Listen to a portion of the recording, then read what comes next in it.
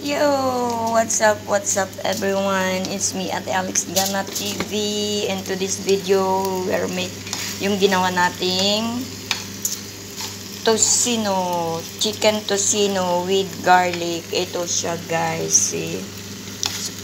Ang sarap-sarap niya guys, kaya usually I'm always doing now for everyday. Yan ang routine ko. Kahit papakin mo yan, may galab shout out. Super sarap. And thank you dun sa napanood ko. Binigyan mo ako ng idea para hindi ka masyadong magsawa guys sa chicken na lagi na lang ganun. So you have to think naman kung paano magiging improve yung tasty natin. Yan. Ang ginawa ko noon dati guys is chicken tocino breast. Ngayon, nakita ko na parang medyo yung meat niya. So, trinay ko yung chicken legs. Ayan. So, I discover guys na mas masarap ang chicken legs kaysa breast. O, shout out sa mahilig sa breast. Mas masarap guys, promise. Napaka-soft ng kanyang meat.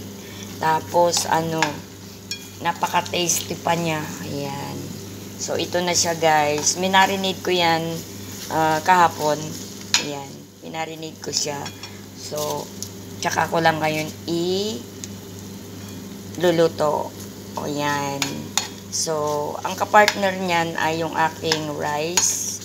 Tapos, meron akong lady finger salata. Ayan. Super yummy yun guys. And, lang siya, napaka-safe. And, super. Makakasave ka ng marami. For 1 kilo na yung isang buong manok is marami ka na magagawa. Alam mo yun guys. Kung ikaw lang yung kakain. So, i-separate mo yung breast, i-separate mo yung legs, i-separate mo din yung may mga wings siya. So, bahala ka na kung anong gagawin mo sa ibang part. Pero sa akin now guys is, I like to buy na lang yung chicken legs only. Ayan. So, yan ginagawa ko yan siya dyan, guys. Tinanggal ko yung bones. Ginawa kong boneless yung chicken legs. So, ito na siya and super yummy. Ang ingredients ko dyan ay garlic, of course, brown sugar. Ayan. And of course, yung ketchup, black pepper, with honey. Alam nyo guys, mas masarap kung lagyan nyo siya ng red wine. Yan. Mas masarap siya kung may red wine yan kasi lalong lalambot yung kanyang meat. Super. Nako guys, ang sarap-sarap. So, shout out. Siya napanood kong nagkaroon ako ng idea. Yan. So, ang pag-YouTube ay hindi lang paglalaro or alam nyo na, makipag-arutan, jamming. Usually, kung manonood kayo sa mga interesting topic, is matututo kayo. Hindi lang yung pakikipag, shout out. Or shout out nga pala sa aking, si top fans ko sa aking Alex Jana na, ID. Si Sis Jail Brewers. Thank you so much, Sisi Koy, sa suporta mo. At sa aking top fan, si Tahor Santos TV. Boss, marami na naghahanap sa'yo.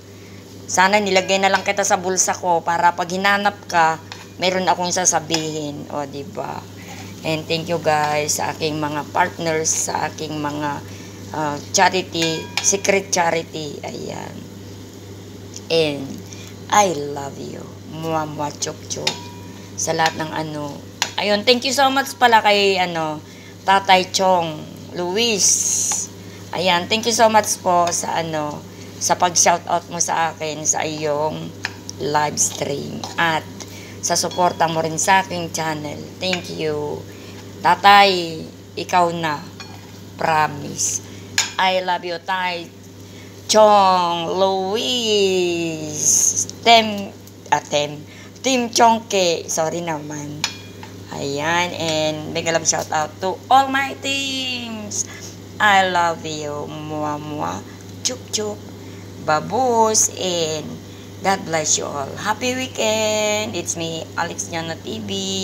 Jararaan, charara, boom!